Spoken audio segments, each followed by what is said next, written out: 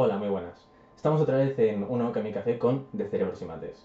Y cuando se hizo esta charla en el bar tuvimos algún que otro problema técnico y hemos decidido hacer dos tipos de charlas. Una, que va a ser simplificada, que va a ir directamente al tema, sin irse por las ramas en absoluto, y luego la versión extendida. Bueno, dicho esto, empecemos. Cuando se habla de matemáticas, o cuando hablas de matemáticas con alguien que no tiene demasiados conocimientos, se suele pensar que en matemáticas está todo hecho, o que un investigador lo sabe todo en matemáticas o conoce todos los campos de investigación. Pues no es el caso. De hecho, hay una asociación americana de matemáticas que tiene una clasificación por ítems con temas en los que se aplican matemáticas. Un tema puede ser historia de las matemáticas o didáctica de las matemáticas o ya temas concretos donde sí que se investiga.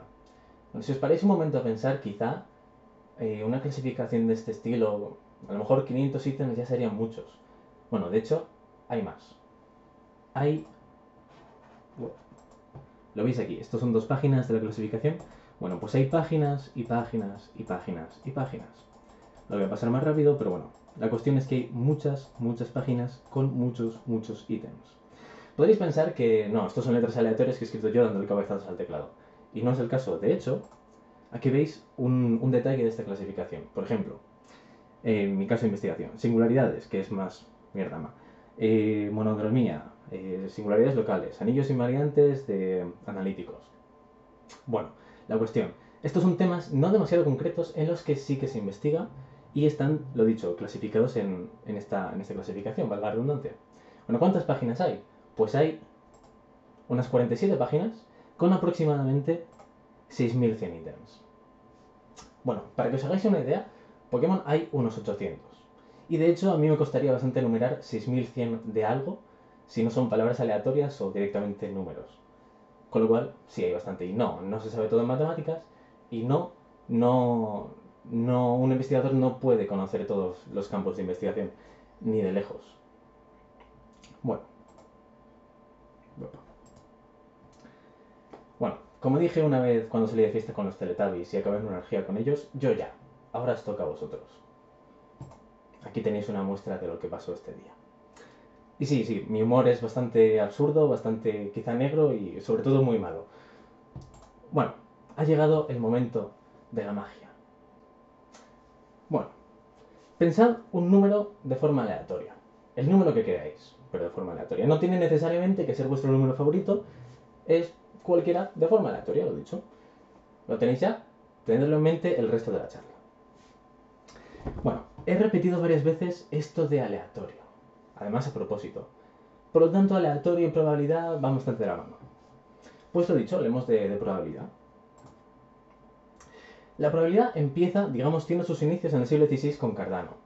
Cardano se empieza a interesar por los juegos de azar, que era lo que les gustaba a los nobles en aquel momento. Y bueno, aquí tenéis a Cardano, aquí lo tenéis de perfil, y evidentemente tiene bastante mejor perfil que vista frontal, como veis. Bueno, damos un paso más hacia el presente y el siguiente, digamos, paso formal de la probabilidad se encuentra en la correspondencia entre Fermat y Pascal, en el siglo XVII. De hecho, nota para los que tengan más conocimientos de matemáticas, Pascal, tengo constancia de que es el primero que escribe la inducción matemática de forma formal, para la redundancia. Lo dicho, en la correspondencia entre Fermat y Pascal, damos un paso más hacia la formalización de la probabilidad. Bueno, la probabilidad se entiende mucho mejor con ejemplos. Y el ejemplo típico es el ejemplo de lanzar una moneda. Si nosotros lanzamos una moneda, la probabilidad, sea lo que sea eso, de que salga cara es un medio. Eso lo tenemos todos bastante claro. Bueno, quizá nos esté viendo algún investigador que todavía esté en España y no sabrá de qué estamos hablando. Pues una moneda es esto. Y he querido elegir esta moneda por dos razones. Primero, porque aparece una especie de caballo con un falo semi-erecto en la frente, que han querido matizar, por si acaso, que es un unicornio. Y segundo, porque esta moneda son 10 yuanes chinos. Y los yuanes, como veis aquí, se representan o se escriben con una especie de pi con una barra. Es la excusa perfecta para poner esta especie de unicornio con el falo. Bueno, yuanes. Más ejemplos. Cogemos un dado, lo lanzamos en esta superanimación. ¿Cuál es la probabilidad de que salga un 3 si lanzamos el dado? Bueno, pues también tenemos bastante asumido que sea lo que sea esto de probabilidad, va a ser un sexto. Bueno, pues vamos a ponernos un caso un poco más complicado. ¿Cuál es la probabilidad de que salga un múltiplo de 3? Es decir, un 3 o un 6. Bueno, pues si lo pensamos un poco, estamos de alguna forma comparando 3 y 6, o sea, los dos casos que nos favorecen, los dos casos interesantes para nosotros, con 1, 2, 3, 4, 5 y 6. Con lo cual, si estamos haciendo esta especie de comparación, la probabilidad es 2 sextos, que también coincide con nuestra intuición. Bueno, ¿qué está ocurriendo aquí? De hecho, podemos generalizar. ¿Podemos generalizar en qué forma? Podemos fijarnos en los casos favorables, como en el caso de la cara contra cara y cruz, o el 3 contra el 1, 3, 4, 5, 6, o el 3, 6 contra 1, 2, 3, 4, 5, 6. Lo dicho, comparar casos favorables contra casos posibles. De hecho, esto es una fórmula bastante, o expresión bastante conocida. Tanto es así que da, digamos, pie a toda una visión de la probabilidad, la visión frecuentalista, que de hecho tiene su máximo representante en Laplace en el siglo XVIII, donde ahora sí la probabilidad está más asentada. De hecho, la anterior fórmula se conoce como fórmula de Laplace. En algún sentido, estamos midiendo con respecto al total. Estamos comparando los casos favorables con los casos posibles. En algún sentido, esto es medir. ¿Pero qué ocurre? Que nosotros, todos los ejemplos anteriores, son casos, tienen casos discretos. Es decir, nosotros tiramos un dado y cuando lo tiramos no puede salir un medio, no puede salir pi, no puede salir e, no puede salir números que no sean 1, 2, 3, 4, 5, 6. Números discretos entre sí.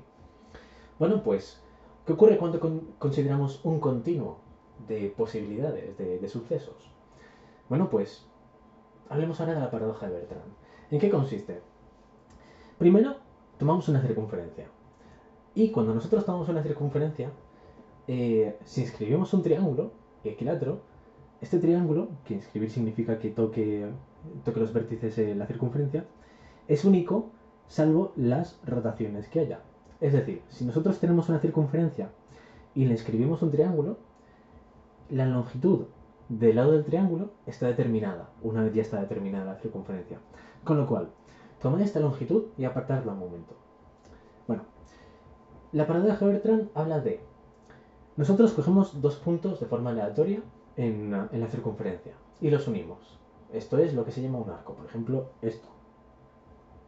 Bueno, la paradoja de Bertrand habla de cuál es la probabilidad de que un arco de estos, un segmento aleatorio, tenga longitud menor que la longitud del triángulo equilátero inscrito. Bueno, ¿y qué ocurre? ¿Por qué se dice paradoja de Bertrand? Porque, según el método en el cual razonemos, de hecho lo podéis mirar en internet, cómo es cada método, busquéis paradoja de Bertrand y aparece, según el método, aparecen probabilidades distintas. Bueno, eso si tenemos en cuenta la visión frecuentalista. De hecho, nosotros podemos meter un programa en el ordenador para que repita el experimento muchas veces, que es en lo que consiste la concepción de la probabilidad frecuentalista. ¿Y qué ocurre? De una forma, la probabilidad de que la longitud del segmento este sea menor que la del lado del triángulo, de una forma es más o menos un medio, de otra más o menos un tercio, y de otra más o menos un cuarto. Y de ahí el nombre de paradoja. Y esto es incómodo. Aquí hay algo que no estamos haciendo bien o que no estamos cubriendo en cuanto a probabilidad. Con lo cual, necesitamos generalizar. Y en nuestro caso, para la charla, vamos a coger una generalización de la visión frecuentalista muy buena. Bastaría con alguna generalización intermedia, pero vamos a coger una muy buena. ¿Y cuál vamos a coger? Bueno, vamos a coger la de Andrei Kolmogorov. Kolmogorov, en el 1933, une dos conceptos. El concepto de espacio muestral y el de teoría de la medida. Espacio muestral, sea lo que fuere, pero nos vamos a quedar con la idea esta de teoría de la medida. La medida va a ser muy importante. Bueno, y permitidme que me vaya un poco por las ramas hablando de Kolmogorov, porque es el primer puto amo de la charla y merece sus minutos. Kolmogorov es este señor que veis aquí, preparando una charla y que veis aquí minutos después dándola. Y no es el puto amo porque prepare charlas minutos antes de darlas, que también. sino porque, aquí también tenéis a Kolmogorov, empieza a tener producción científica, digamos, a una edad muy muy temprana. Podéis pensar un momento en qué edad puede ser esta la que empieza a producir ciencia, o matemáticas en concreto, y resulta que es muy muy joven, pese a lo que penséis, o lo que sería normal pensar. Pero bueno, ¿de qué se da cuenta a esta edad muy temprana? Se da cuenta de que primero, 1 es igual a 1 al cuadrado. Muy bien. De que 1 más 3, que son 4, son 2 al cuadrado. De que 1 más 3 más 5 son 3 al cuadrado. De que 1 más 3 más 5 más 7 son 16, son 4 al cuadrado. Es decir, que el primer impar suma 1 al cuadrado. Los dos primeros impares suman 2 al cuadrado. Los tres primeros impares suman 3 al cuadrado. Los cuatro primeros impares, 4 al cuadrado. Y etcétera. Esto ocurre en general. Y esto se puede demostrar de una forma bastante sencilla. Primero, tomad una bolita. Bueno, el siguiente impar a 1 son 3. Con lo cual, nosotros podemos formar un cuadrado de 2 por 2 colocando estas tres bolitas, digamos, en una buena disposición. El siguiente impar a 3 es 5. Bueno, pues también podemos colocar estas 5 bolitas de tal forma que nos formen un cuadrado de 3 por 3. Con lo cual, ahí tenemos el cuadrado que buscábamos. El siguiente impar es 7 y también las podemos colocar de una forma estratégica para que formen un cuadrado de 4 por 4 y así en general. Con lo cual, ya está demostrado, se puede formalizar bastante bien, que los primeros n impares suman n al cuadrado. De hecho, esta demostración sin palabras se le atribuye a Nicomaco de Gerasa más o menos en el 100 después de Cristo. Bueno, probado. ¿Y a qué edad publica esto Kolmogorov? Más o menos entre los 5 y 6 años. Entre los 5 y 6 años lo publica en la revista del colegio, por eso las comillas. Esta revista ayudan a publicar a los profesores y demás. Bueno, y de hecho esta no es una anécdota que me estoy inventando, hay una referencia concreta que está en el premio Wolf, donde Kolmogorov habla sobre sí mismo y no se acuerda muy bien si fue a los 5 o a los 6 años cuando ocurrió esto. Bueno, Kolmogorov es el puto amo por muchas razones. Más razones puede ser que le dirigió la tesis a Arnold. Arnold fue un matemático muy muy bueno que se dedicó a las singularidades, que es a lo que yo intento dedicarme también. Bueno, y por si os estáis preguntando si Kolmogorov era subsahariano o francés, solo diré que en algún momento de su vida ganó tanto el premio Stalin como el premio Lenin. Bueno, sigamos. ¿De qué os tenéis que quedar de todo esto? Pues que, teoría de la medida, para conocer probabilidad necesitamos medir. La probabilidad, a fin de cuentas, va a ser medir. Genial. Pero esto de medir a nivel, en un nivel matemático, ¿qué es? Bueno, pues para saber lo que es necesitamos hablar antes de análisis. Y esto nos lleva a hablar de Lebesgue. Lebesgue fue un matemático francés que hizo dos grandes y muy buenas contribuciones. Sobre el 1900 acaba su tesis doctoral, lo dicho, con dos contribuciones muy buenas. Una, a teoría de la medida, que es lo que viene al caso, y la otra, la integral de Lebesgue. Bueno, la integral de Lebesgue, a grandes rasgos, y hablando mal y pronto, es un octavo de las matemáticas de investigación actualmente. Es el análisis funcional y, lo dicho, es una teoría muy, muy buena y muy, muy fuerte y muy, muy útil. Pero después de la tesis, Lebesgue, que contribuyó a teoría de la medida, en concreto con la integral de Lebesgue y demás, o la medida de Lebesgue y luego la integral de Lebesgue, después de su tesis, deja esto. ¿Y por qué? Bueno, de esto no he encontrado referencias concretas, pero se dice que él decía algo así como que, reducidas a teorías generales, las matemáticas serían una forma bella sin contenido. Tócate los huevos, dos teorías súper generales, súper útiles y que le han llevado a la historia y le llevarán a la historia con mucha producción matemática gracias a él. Bueno, contribuyó a la teoría de la medida. Tanto es así que hay una medida, un tipo de medida que lleva su nombre, la medida de Lebesgue. ¿Y en qué consiste esto? Bueno, la medida de Lebesgue básicamente es meter cosas en cajas. Nosotros, cuando hacemos una mudanza, por ejemplo, si tenemos pocas cosas, las podemos meter en cajas pequeñas, digamos. Pero si tenemos muchas cosas o cosas muy grandes, no las vamos a poder meter en cajas pequeñas. Bueno, pues la medida de Lebesgue funciona un poco así, meter cosas en cajas en algún sentido. Bueno, pero a nivel matemático, ¿qué es esto de cajas? Pues dependerá de la dimensión. Por ejemplo, en una dimensión, una caja va a ser un intervalo. Esto no se parece mucho a caja, pero tiene sentido con las demás dimensiones. Bueno, una dimensión, intervalos. En dos dimensiones, las cajas serán rectángulos, con lados no necesariamente iguales. Bueno, esto ya se parece más a lo que nosotros entendemos por caja. Tanto es así que ya en tres dimensiones sí que recuperamos el concepto de lo que nosotros entendemos por caja. Bueno, pues las demás dimensiones funcionan igual. A nivel matemático, producto de intervalos y demás. Bueno, la cuestión. Esta medida nos va a servir para, en concreto, medir un punto. Medir un punto en dos dimensiones. Bueno, pues nosotros cogemos el punto y lo metemos en una caja. En dos dimensiones será un rectángulo, como decía. ¿Cuán grande es esta caja? Bueno, pues esta caja será tan grande como lo sea su área, lado por lado. Tiene sentido hablar de eso. Bueno, pues el punto lo podemos meter en una caja grande o, como es un punto, lo podemos meter en una caja tan pequeña como nosotros queramos. Porque al fin y al cabo solamente tenemos que hacer un cuadrado lo suficientemente pequeño. O un rectángulo bastante pequeño. Bueno, pues como la caja en la cual metemos el punto es tan pequeña como nosotros queramos, resulta que el punto tendrá medida cero. ¿Por qué?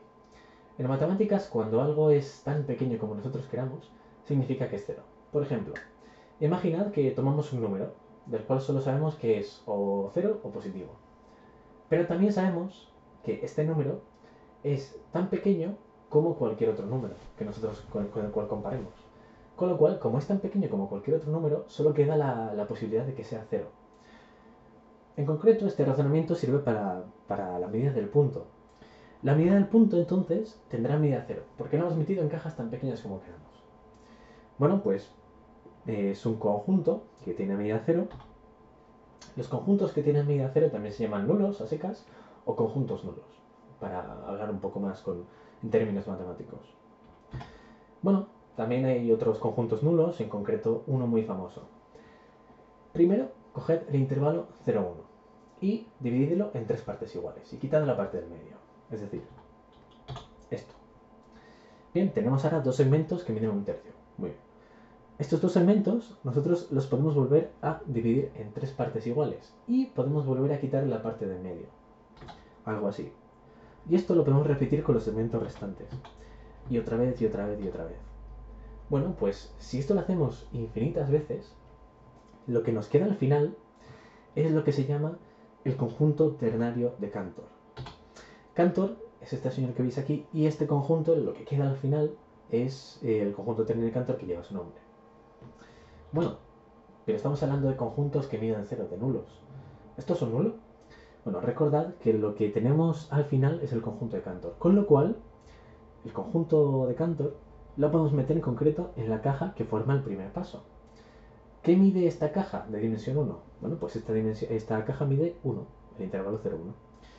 En el segundo paso, el conjunto de Cantor, que repito es lo que tenemos al final, cabe en dos cajas que cada una mide un tercio.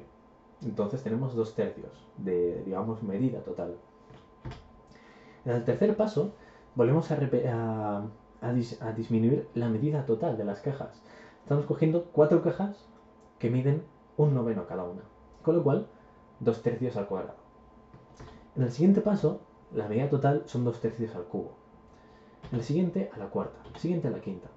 Y así en general. ¿Qué está pasando? Que cuando nosotros tomamos 2 tercios y lo elevamos a algo muy muy grande, esto es algo muy muy pequeño. O lo que es lo mismo, el límite de 2 tercios elevado a n tiende a 0. Genial, entonces el conjunto de Cantor, que es repito, es lo que tenemos al final, lo estamos metiendo en una cantidad de cajas que en total son tan pequeñas como queramos, son 0. Con lo cual, efectivamente, el conjunto de Cantor es un nulo. Bueno, el conjunto de Cantor, que se suele representar así, pero es realmente lo que está al final, además de ser un conjunto nulo, un conjunto de medida 0, es muy interesante por otras muchas razones. Contribuye a dar contraejemplos muy buenos, pero a nivel divulgativo, quizá una de las cosas más interesantes es que el conjunto de Cantor es un fractal. Y cuando se habla de fractales en este ámbito, se suele también poner la imagen de esto. Esto es una call Romanescu, que es lo que, o algo así, que es lo que se suele dar como, lo que se suele explicar como fractal en la naturaleza. Pero bueno, ¿qué es esto de fractal? Bueno, pues un fractal, imaginad que tenemos aquí un conjunto, ¿vale? ¿Será fractal? Bueno, pues será fractal si nosotros lo podemos dividir en trozos y cada trozo, si lo hacemos grande, coincide con el conjunto total. ¿Esto qué significa? Bueno, en concreto, en este conjunto, será un fractal, hay tres trozos claramente diferenciados, este y este. ¿Es un fractal? Bueno, pues si cogemos los trozos y los hacemos grandes, resulta que coinciden con el conjunto total. Con lo cual, esto, que se llama triángulo de Sierpinski, es un fractal. Lo he dicho porque hemos cogido trozos y al hacerlos grandes coincide con el conjunto total. Esto pasa con este conjunto y también con el conjunto de Cantor, con lo cual, sí, son fractales. Pero bueno, nosotros estamos hablando de cosas que miden cero.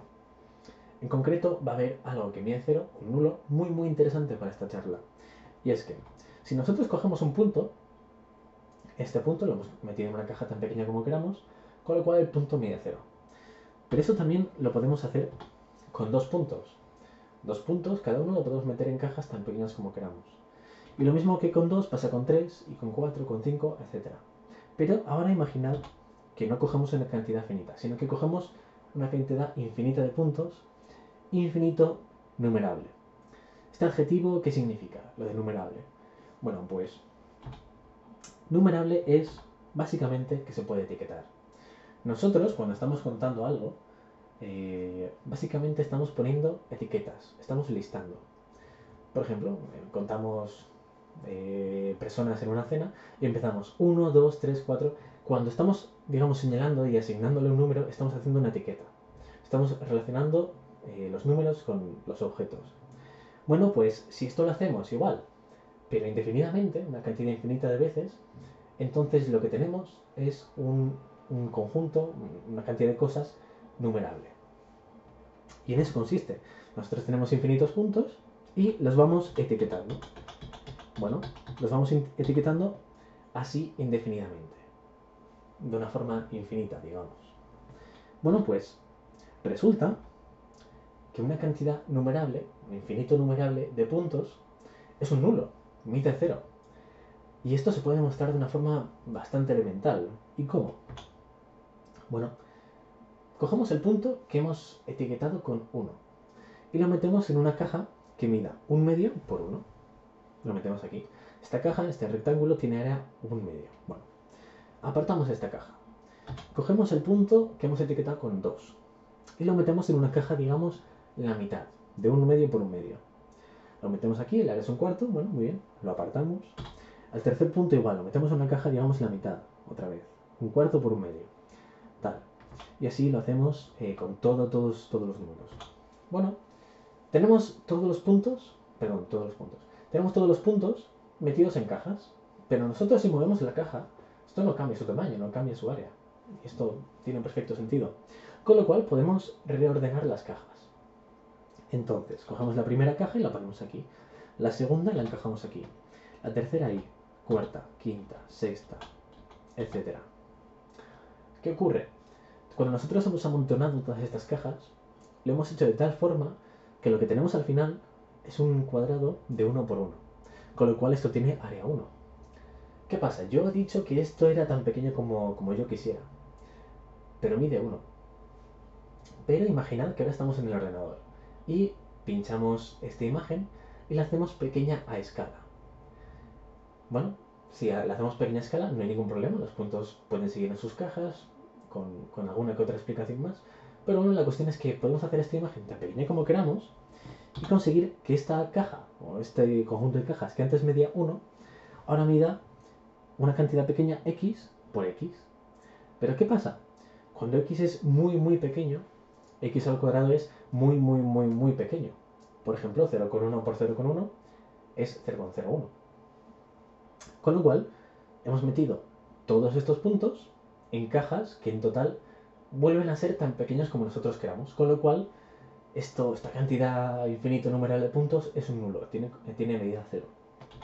Bueno, pues esto es lo importante con lo que es lo más importante con lo cual los tenéis que quedar. Que una lista de puntos, una cantidad infinita numerable, tiene medida cero, son un nulo. Entonces, habíamos dicho que la probabilidad es medir y que una lista de puntos mide cero. Genial. Pero estamos hablando de números, falta este pequeño paso. Bueno, pues para hablar de números estaría bien poder calcularlos, es lo mínimo que se puede pedir. ¿Y cómo vamos a calcularlos? Bueno, lo vamos a hacer con un ordenador, pero no nos vamos a conformar con un ordenador de sobremesa, por ejemplo, ni tan siquiera con una supercomputadora, como puede ser la supercomputadora Titan. Lo vamos a hacer con un ordenador con capacidad ilimitada. Y esto nos lleva a hablar de Alan Turing. Alan Turing fue un matemático muy bueno y muy importante a nivel histórico, que además de ser matemático, fue corredor de ultradistancia, como veis aquí en esta foto suya. De ultradistancia, de maratones y demás. Además de eso, bueno, fue británico. Y sucede que, permitidme que me vaya un poco por las ramas aquí, que en el 1952, un poco antes, sucede algo en su vida, hay un pequeño, digamos, altercado, y se da a conocer que Alan Turing es homosexual. De hecho, no, tengo constancia de que no lo oculta en ningún momento. Bueno, pues en 1952 es condenado por perversión sexual por ser homosexual. Curiosamente, unos 50 años antes esto ocurre lo mismo con Oscar Wilde. Bueno, Alan Turing, digamos que esta tanda de hijos de puta le hacen elegir a Alan Turing entre la cárcel o la castración química. Turing elige la castración química y 2 años después se suicida, presuntamente. Hay alguna que otra duda, pero la cuestión es que 2 años después fallece. Bueno, recientemente hubo cierto movimiento para que se indultase a Alan Turing por estos delitos de homosexualidad, de forma póstuma, digamos. Bueno, pues este movimiento tiene su pico de atención en el 2009, cuando el primer ministro del momento de Gran Bretaña se disculpa oficialmente. Ahora mismo no sé si fue en su cuenta de Twitter o en alguna entrevista. Lo que cuestión es que se disculpa oficialmente en el nombre de Gran Bretaña, sea lo que sea eso. Se disculpa, pero no hay indulto. Damos un pequeño paso hacia el presente más. En el 2012, cuando David Cameron está a la cabeza del poder, el ministro de Justicia, Lord McNally, vuelve a denegar el indulto. ¿Y qué alega? Alega que en aquel momento las leyes serían raras, como poco, digamos, pero era lo que era ley. Entonces deciden no indultar a Turing por este motivo. En el 2013, la reina Isabel II de Inglaterra, ahora ya sí, indulta a Turing. Con lo cual, ole sus cojones. De hecho, esto tuvo más recorrido y ahora hay, en la actualidad, un proyecto de ley todavía no digamos, aceptado, que lleva el nombre de proyecto de ley de Alan Turing. ¿Y en qué consiste? Consiste, o intenta que se indulte a todos los condenados por esta clase de delitos. Lo dicho, todavía no está, digamos, formalizado este proyecto de ley.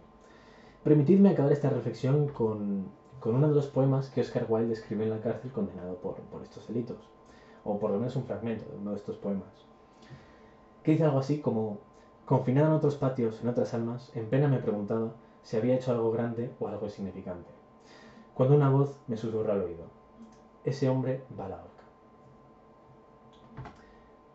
Bueno, volvamos a matemáticas. Alan Turing. Alan Turing fue un matemático muy importante a nivel histórico. De hecho, vivió durante la Segunda Guerra Mundial. Y la Segunda Guerra Mundial contribuyó a romper el código Enigma. ¿Qué es esto? Enigma es una máquina tal que así. Y esta máquina la usaban los nazis para mandarse mensajes entre ellos. De tal forma que, imaginad que el mensaje iba por radio. Los aliados, hablando como bando de la Segunda Guerra Mundial, los aliados podían interceptar este mensaje. Pero como estaba cifrado por esta máquina, lo podían leer, pero no lo podían entender, porque no tenía ningún sentido. Bueno, esto se hacía con Enigma y esta forma de cifrar se llamaba código Enigma. Y Turing contribuyó, repito, a romper el código Enigma. De hecho, toda esta historia tiene su representación, digamos, en una película que se llama The Imitation Game, donde Turing es interpretado por Benedict Cumberbatch. Bien, esta película sí está basada a nivel histórico en lo que ocurre con Turing, pero realmente es una puta basura a nivel histórico. ¿Por qué? Porque, por ejemplo, Turing no trabajaba solo, que esto sí que aparece en la película. De hecho, yo he leído hasta que se llevaba bien con sus compañeros. Turing no rompió el código Enigma solo, no trabajaba solo, en concreto no rompió el código Enigma solo, que eso sí que parece que se da a entender en la película. La relación con su mujer, que llegó a casarse, no fue la que aparece en la película. No sé, de hecho, si se da a entender que es homosexual, ahora mismo no me acuerdo. Pero esta película no tiene ninguna analiza a nivel histórico. Bueno, pero estamos hablando de ordenadores, volvamos a lo nuestro. Un ordenador infinitamente potente. Esto va a ser lo que nosotros vamos a llamar máquina de Turing. O vamos a usar la máquina de Turing para hablar de un ordenador infinitamente potente. ¿Y en qué consiste? Bueno, una máquina de Turing es... Imaginad que tenemos una cinta infinita, tan larga como nosotros queramos, que está separada por celdas, tal que así. Genial. En cada celda nosotros podemos imprimir un carácter o un mensaje o algo así. Un carácter. Genial. Entonces, si nosotros a esta cinta le ponemos un lector que lleva un programa que haga qué cosa. Bueno, el lector este leerá el carácter y según lo que lea y según lo que le hayamos puesto el programa, reescribirá el carácter y se moverá a izquierda o derecha. Con lo cual, la cinta, el lector lee lo que hay escrito, reescribe y se mueve a izquierda y derecha según lo que haya el programa. Un detalle concreto e importante es que el programa este del cual estamos hablando es un programa finito. Con lo cual esto quiere decir que la cantidad de órdenes será una cantidad finita. Lo importante es que en algún sentido es finito. Bueno, ¿por qué estamos usando esta máquina de Turing, este tipo de ordenador superpotente? Porque cualquier número que nosotros podamos calcular, lo podríamos calcular con una máquina de Turing. Bueno, podremos calcular con una precisión concreta. ¿Esto qué quiere decir? Que nosotros le pedimos que calcule un número, pero también le pedimos que calcule hasta cierto decimal. Con lo cual, la máquina de Turing estará calculando, haciendo sus cosas, y cuando llegue a cierto decimal, parará. Porque es lo que le hemos pedido. Una precisión preestablecida, digamos. Entonces, ¿cómo se calculan números? Ahora ya remanguémonos. Por ejemplo, un tercio. ¿Cómo se calcula? Bueno, pues nosotros a la máquina de Turing le podemos meter el algoritmo este de la división, esto de poner 1, cajita, 3, no cabe, pues le ponemos un 0, 0, bla, bla, bla, bla. Bueno, pues le metemos este programa y le metemos una precisión. Entonces la máquina de Turing hará sus cosas y calculará 0,33333 y cuando llegue la cifra que nosotros le hemos pedido que calcule, parará. Con más números sucede exactamente lo mismo. 651 entre 32, lo mismo, calcula y cuando llegue a la cifra que nosotros le hemos pedido, pese a que esto tenga una cantidad de decimales finita, le podemos poner un montón de ceros detrás, cuando llegue a la cifra que nosotros le hemos pedido, para. Y ocurre lo mismo con 302 entre 7, que es 47 con 142857, 142857, 142857 y así. Bueno, ¿qué ocurre? Que estamos metiendo el algoritmo de la división al programa. Pero no solamente tenemos divisiones cuando... al programa no, al lector. No solamente tenemos divisiones cuando calculamos números. Por ejemplo, también tenemos raíces cuadradas. Por ejemplo, la raíz de 3 es 1,73250, 0,5, bla, bla, bla, bla, bla. No tiene un patrón, digamos, en sus decimales. Raíz cuadrada. ¿Y cómo calculamos la raíz cuadrada? ¿Os acordáis de cómo se calculaban las raíces cuadradas en el instituto? Porque a mí sí que me lo enseñaron. Si no os acordáis, genial, porque yo tampoco. Entonces, ¿qué es esto de raíces cuadradas? No, realmente no es importante saber el algoritmo este de las raíces cuadradas. De hecho, bastaría con saber muy bien lo que es multiplicar, muy bien lo que es un número y entender bien lo que significa una raíz cuadrada. De hecho, esto se podría, o en mi opinión, es lo que se debería hacer en educación. No enseñar a un chaval a hacer un algoritmo, enseñarle una receta para que siga y no esté aprendiendo nada, sino enseñarle los conceptos, que lo entienda bien. Y si esto se hace desde edades tempranas, si se entrena al chaval o a la chavala, entonces será capaz, digamos, de deducir un algoritmo para sacar el valor de raíz de 3. En concreto, se puede hacer aproximando decimal tras decimal. De igual forma que se hace con las divisiones. Bueno, pues la cuestión, la raíz de 3 se puede programar, digamos. O sea, hacer raíces se puede programar, además de su precisión y demás. Otra cosa que también se puede programar es las integrales de funciones buenas. ¿Y qué es una integral? Una integral, quien lo haya escuchado, es: nosotros tenemos una función, una curva, y calculamos el área que hay debajo de la curva, hasta el eje de la x. Bueno, pues el área esta es lo que se llama la integral. ¿Qué ocurre? Si nosotros cogemos, como se explica muchas veces, si nosotros cogemos barras que lleguen hasta justo por debajo de la función, entonces estaremos aproximando más o menos el área que hay debajo de la curva. Y si nosotros cogemos barras muy estrechitas, el espacio que queda por cubrir es cada vez más pequeño. Con lo cual, si la función es buena, si la curva esta es buena, el área se puede aproximar. Y esto también se lo podemos meter al lector de la máquina de Turing como programa. Entonces, en concreto, las integrales de funciones buenas, sea lo que sea eso, se pueden aproximar. Genial. Por ejemplo, pi, que es el área de una circunferencia de radio unidad, área integral. Entonces pi se puede calcular. ¿Por qué? Porque esta función, que tiene raíces cuadradas, cuadrados y una suma, es perfectamente buena. Entonces, la integral, 2 veces la integral de menos 1 a 1 de esta función, tiene perfecto sentido y se puede calcular. Y entonces pi es un número computable, es un número que se puede calcular. Genial. De hecho, pi se puede calcular de muchas otras formas. Por ejemplo, esta fórmula es debida a Ramanujan. Y habréis notado que en esta charla siempre intento decir algo de los matemáticos que menciono. De Ramanujan no he querido mencionar nada. ¿Por qué? Porque su genialidad se entiende perfectamente en esta fórmula. De hecho, la voy a leer. 1 entre pi es igual a 2 raíz de 2 partido 9801 por la serie de 0 a infinito de 4n factorial por 1103 más 26.390n partido entre n factorial a la cuarta por 396 elevado a 4n. Ramanujan. Bueno, y estoy hablando de números computables, de números que se pueden calcular. ¿Todos los números se pueden calcular? Pues no todos los números se pueden calcular.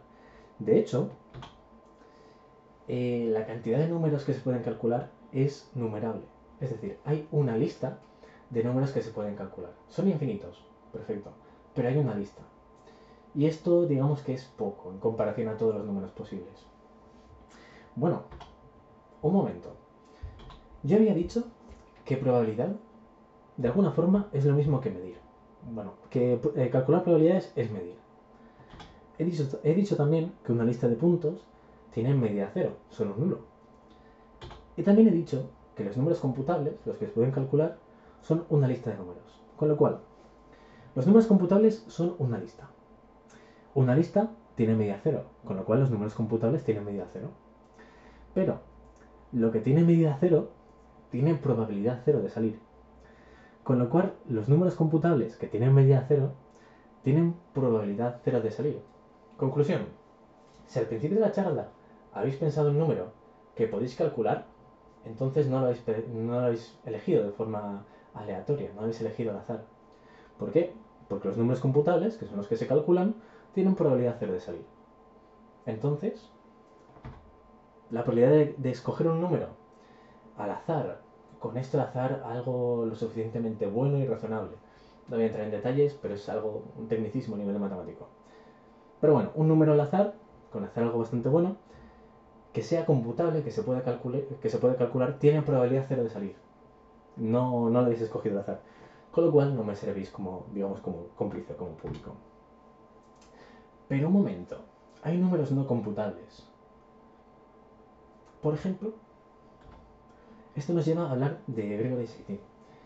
Chaitin es un matemático estadounidense que tiene ascendencia argentina, de estos que le gustan tanto a Trump, que nos da una constante muy buena y no computable. La constante de Chaitin, que de hecho se representa con una omega mayúscula. Bueno, ¿qué es esta constante? Recordad la máquina de Turing, que nosotros le metíamos un programa y hacía sus cosas leyendo y escribiendo y moviéndose. Muy bien. En concreto, por ejemplo, a la máquina de Turing nosotros le hemos podido meter al programa de, si lees un 0, muévete a la derecha. Y deja el 0 normal, tal cual. Y si lees un 1, muévete a la izquierda. Con lo cual, si nosotros le hemos metido este programa y en la lista, en la cinta, lee 0, lo deja igual, se moverá a la derecha, y si aquí lee un 1, lo dejará igual y se moverá a la izquierda. Con lo cual, 0, derecha, 1, izquierda, 0, derecha, 1, izquierda. Y el programa este no tendrá fin, porque digamos que habrá alcanzado un bucle. Bueno, ¿y qué es esta constante? Es la probabilidad de que, si nosotros le metemos un programa al azar a esta máquina de Turing, esta máquina de Turing pare en algún momento. La probabilidad de que la máquina de Turing pare en algún momento con un programa al azar, esta es la constante de Chaitin. Como es una probabilidad, se sabe que está entre 0 y 1, pero no se sabe mucho más de esta constante. ¿Por qué? Porque es no computable. No se pueden calcular todos los números, todos los decimales de la constante. De hecho, algo muy curioso que ocurre con esta constante es que de pi se dice que si nosotros cogemos cualquier número, está en los decimales de pi. Por ejemplo, si nosotros cogemos nuestro número de teléfono y lo buscamos en los decimales de pi, en algún momento aparece. De hecho, hay páginas que te lo buscan y todo. O si nosotros escribimos la Biblia en números y luego le ponemos seguido el código da Vinci y luego el Quijote, lo traducimos a números y lo buscamos en los decimales de pi y aparece.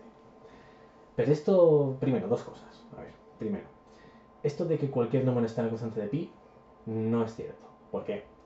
Porque nosotros podemos buscar pi en los decimales de pi. Pero no va a estar. ¿Por qué? Imaginad que pi aparece en los decimales de pi, por ejemplo, en el tercer lugar, en el tercer decimal. ¿Cómo sería pi? Sería 3,14, 3,14, 3,14, 3,14. Con lo cual, como pi no tiene esta propiedad, tiene un periodo, pi no aparece en los decimales de pi. Pero cuando se dice esto, de que pi tiene en sus decimales todos los números, no se está refiriendo, por ejemplo, a pi. Se está refiriendo a que nosotros cogemos un chorizo de número, lo vamos corriendo los decimales de pi y en algún momento aparece. Como es nuestro número de teléfono, como es cualquier número finito, con una cantidad finita de cifras que nosotros pensemos. Pero esta propiedad de pi no se conoce, no está probada en ningún momento, ni se ha probado. Con lo cual, si alguien nos dice que no, en los decimales de pi están todos los números, no se sabe si es cierto. Tiene toda la pinta de que sea cierto, pero no se sabe y eso en matemáticas es que no se puede pronunciar. ¿Pero qué pasa? Esto sí que pasa en la constante de Chaitin. La constante de Chaitin, si nosotros cogemos cualquier chorizo de números, vamos a sus decimales, que no podemos calcular, y estos números aparecen en algún sitio. Con lo cual, cualquier número está en los decimales de Chaitin, pero los decimales de Chaitin no se pueden calcular. Y eso es una propiedad muy muy interesante. Pero un momento. ¿Y si yo había pensado en la constante de Chaitin? Entonces, ¿qué ocurre? Si habéis pensado en la constante de Chaitin, que es algo perfectamente posible, podéis pensar en la mega esta mayúscula o en constante de Chaitin, no hay ningún problema. Entonces, ¿habrá servido? ¿Lo habéis escogido al azar? Puede que lo hayáis escogido al azar. Bueno, pues ahora entramos en el campo de los números que se pueden definir. ¿Y qué es esto de definir? Hay que ser un poco más preciso. Bueno, pues esto de definir es algo bastante complicado. Tanto es así que hay una paradoja que va en relación a esto. La llamada paradoja de Berry. Bueno, Berry, ¿quién era? Eso primero, siempre. Pues Berry no era un matemático. Berry era un bibliotecario de una biblioteca de Oxford que habló con Bertrand Russell, que este sí es un matemático muy bueno, muy famoso, sobre la siguiente cuestión. Y es que nosotros podemos definir números. En concreto, hay números que se pueden expresar con menos de 15 palabras, como 14 o 2.084. Pero entonces, la frase siguiente, que es el menor número natural, número de contar, el menor número natural, 1, 2, 3, 4, como decía, etcétera, que no se puede definir con menos de 15 palabras. Si os lo estáis preguntando, esta frase, que tiene 14 palabras, tiene menos de 15, esta frase se está refiriendo al número, porque dice el menor número natural que no se puede definir como las 15 palabras. Bueno, perfecto, hay uno. Porque los números que se pueden definir con 15 palabras, pues se conocen, digamos, o se podrían conocer. Una cantidad finita, porque hay cantidad finita de palabras. Entonces, hay un número que es el menor que no se puede definir. A él se está refiriendo esta frase. Pero, en cuanto esta frase se está refiriendo a ese número, como ese número ahora ya se puede definir, el siguiente número más pequeño que no se puede definir con menos de 15 palabras, pues estará después. Pero ahora, este número es el que sí está definiendo esta frase y no este. Con lo cual la frase se refiere a este número y no a este. Pero si se refiere a este número, se refiere a este, porque este ahora pasa otra vez a ser el menor que no se puede definir. Pero si se refiere a este, se refiere a este. ¿Veis aquí la paradoja? Bueno, pues, ¿de dónde surge la paradoja? Un matemático, además de estar acostumbrado a relacionar conceptos y crear definiciones nuevas y útiles que le sirvan para su teoría concreta, está entrenado para encontrar los huecos o agujeros que hay en una argumentación, o los fallos de una argumentación. Y aquí hay algo que, como ya sugerí al principio, me escama bastante, y es eso de definir. ¿Qué es eso? ¿Cuál es la definición de definir? Bueno, pues eso realmente es muy complicado, pero hay una solución que solamente voy a mencionar. Vale, nosotros cogemos los números, y hay números que podemos definir con menos de 15 palabras, eso está claro. Los definimos. Vale, pero haciendo piruetas, como la frase anterior esta, del menor número natural que no se puede definir con menos de 15 palabras. Bueno, pues digamos que hay una especie de escalón con números que se pueden definir con piruetas de este estilo, de esta frase. Bueno, pues entonces, con este tipo de frases así un poco paradójicas, podemos definir un segundo escalón de números.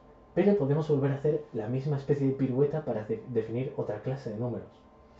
De alguna forma estamos cogiendo órdenes de definición.